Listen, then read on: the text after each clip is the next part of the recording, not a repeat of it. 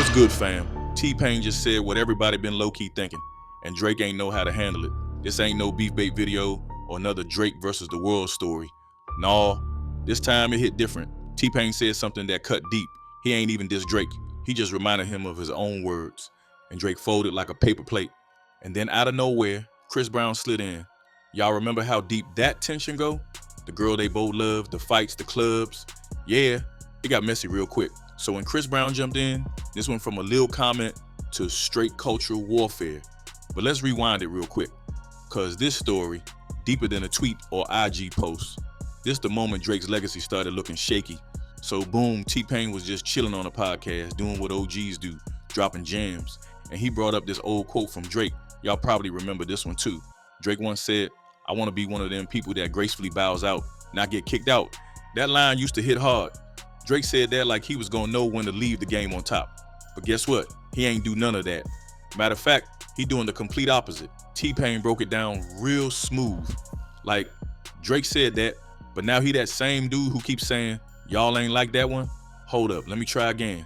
How about this one?" Like, bro, just keep drop after drop, trying to stay relevant, and the people starting to feel it. It ain't even hate, it's a fact. We seen it happen to everybody. Wayne, Kanye, even Eminem went through it, but Drake told us he wasn't gonna go out like that. Now, he on that exact path. But wait, that's not even the wild part. Drake saw that little clip of T-Pain speaking truth and instantly hit the gram with the petty energy. He posted the clip and said, "This guy always had a resentment for me. You can hear it every time he speak on my name." Bro, what? That's what you took from that? T-Pain was showing love. He literally said he learned from Drake. Ain't no diss, just a mirror. But Drake's so sensitive right now, he taking it like a personal attack. That ain't confidence, gang. That's fear. And it got worse. Offset, yes, Offset from Migos, jumped in out of nowhere, trying to defend Drake, saying, "Boy ain't gonna change. All that hating on a man who do more numbers than everybody is diabolical." Like, bruh, what are y'all talking about? This ain't even about numbers. T-Pain talking about cultural impact. Drake still charting, but the energy ain't the same. The people not feeling it like they used to.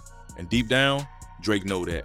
But trust, this is where it go from spicy to straight up cooked. Cause then Chris Brown enters the chat. So Breezy hops on his IG story and drops this little bomb. "T-Pain is one of the GOATs. Give him his flowers, pioneer. Love you, my brother." That sound like support, right? But no, that was a chess move. You gotta remember, T-Pain helped Chris Brown blow up.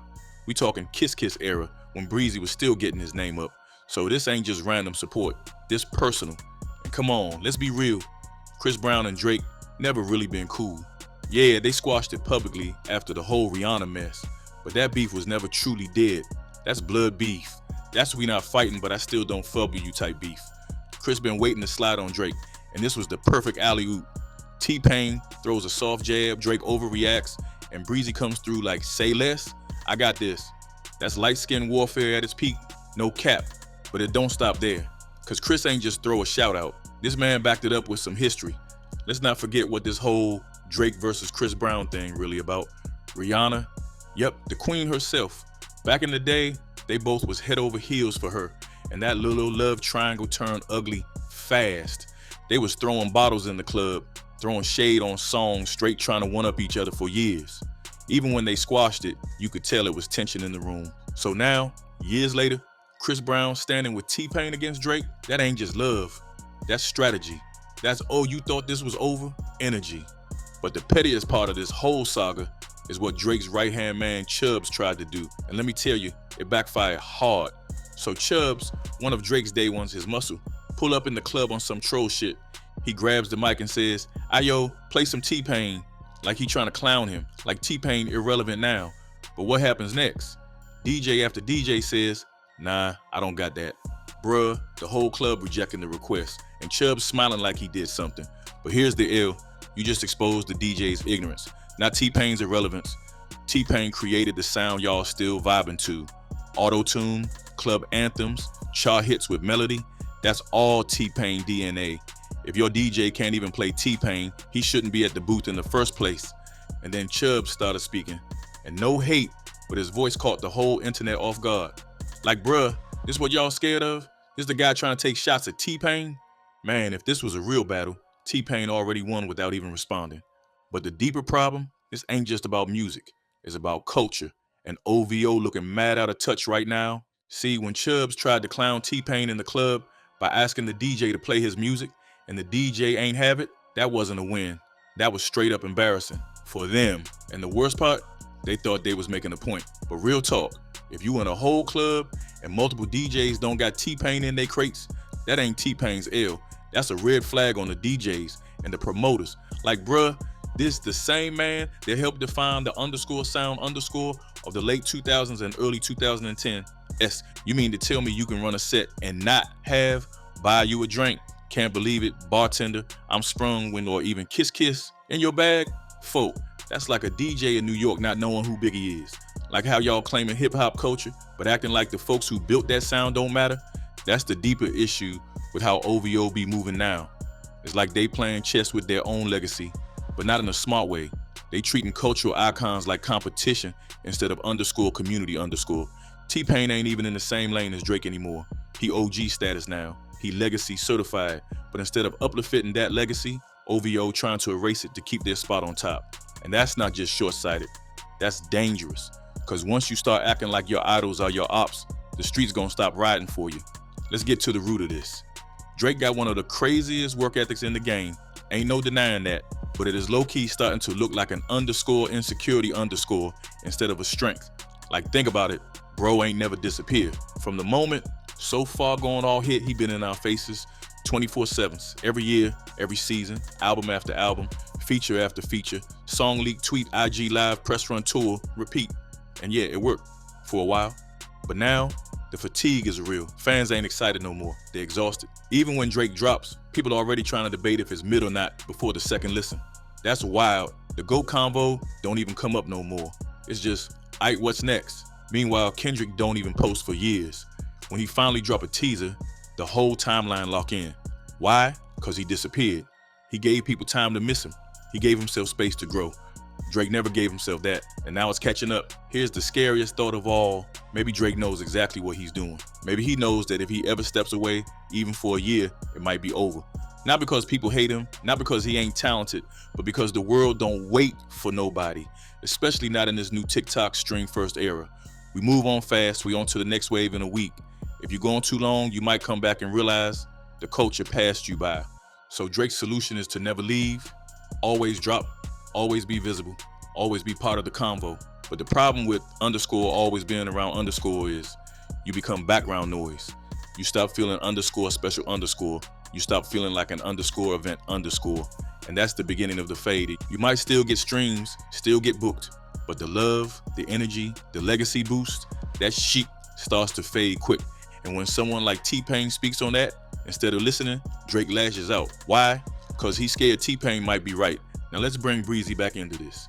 Chris Brown didn't just say T-Pain is a GOAT. That was a surgical strike, a public alignment.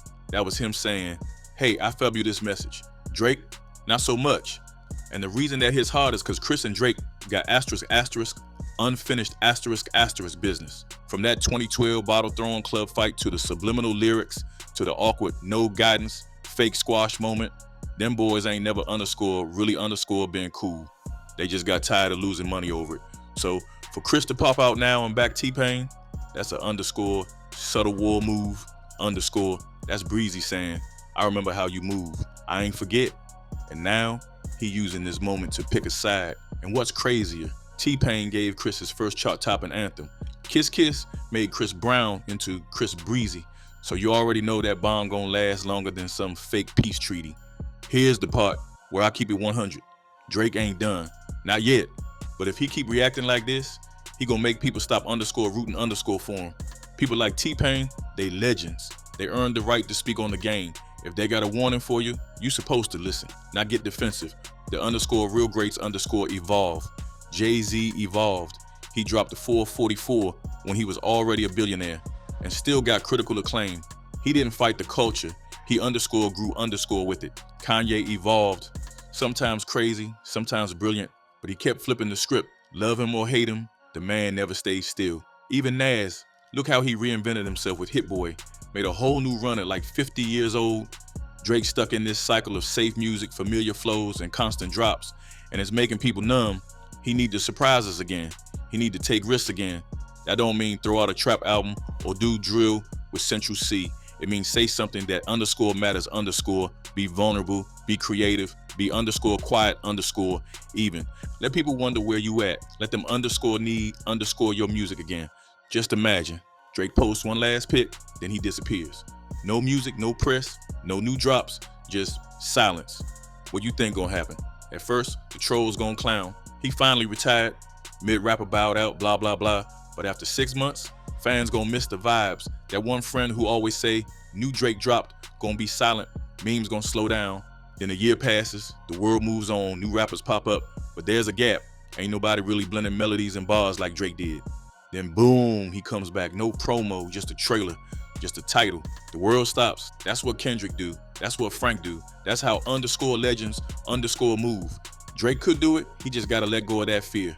Trust the work, trust the culture. At the end of the day, this ain't about numbers. This ain't about clout. This ain't about who gets the last IG caption off. It's about legacy.